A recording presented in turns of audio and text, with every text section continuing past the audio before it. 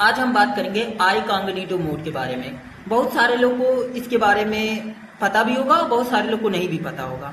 आज हम बात करेंगे iCognito मोड के बारे में। बहुत सारे लोगों को गलत फहमियां भी है, उस गलत फहमियों को भी दूर किया जाएगा। ठीक है, iCognito मोड इसलिए बनाया गया है, जैसे मान लीजिए आप कोई डेटा किसी आपकी हिस्ट्री को छुपाने के लिए, जैसे मान लीजिए आप कोई चीज सर्च किए तो आप ये जानना चाहते हैं, मतलब ये कोई ना देख पाए या कोई ना जान पाए कि आप सर्च क्या किए हैं कोई चीज। जैसे मान लीजिए वास्तव में अभी किसी के आप मोबाइल में नेट बैंकिंग यूज करना चाहते हैं या कोई ऐसा टैब कुछ यूनिक चीजें सर्च मारना चाहते हैं। ठीक है, कुछ आपके मन में सवाल हो सकते हैं, यूनिक सवाल हो सकते हैं, उस चीज को आप जानना चाहते हैं तो आप iCognito मोड में यदि आप सर्च मारेंगे तो वह हिस्ट्री उसमें दोबारा से जब उस पेज से आप आउट होंगे क्रोम ब्राउजर में तो आपको वह दोबारा से फिर हिस्ट्री में नहीं दिखेगा। ठीक है, लेकिन बहुत सारे लोगों को ये चीज गलत फहमियां होती है कि जब हम iCognito मोड का यूज करते हैं तो वह डेटा हमारा किसी के पास नहीं पहुंचता है। उनको लगता है यह हमारा डेटा जो है प्राइवेट है, प्राइवेसी है, पर आप गलत है।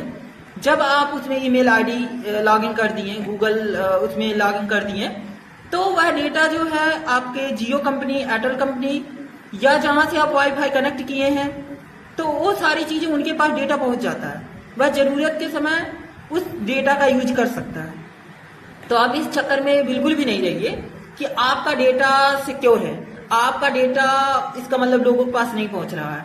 आपका डेटा गूगल के पास है, आपका डेटा जियो कंपनी के पास है, एयरटेल जो आप सिम यूज कर रहे हैं उसके पास है, वाईफाई जो जहां से आप कनेक्ट किए हैं वहां भी ये डेटा जा रहा है।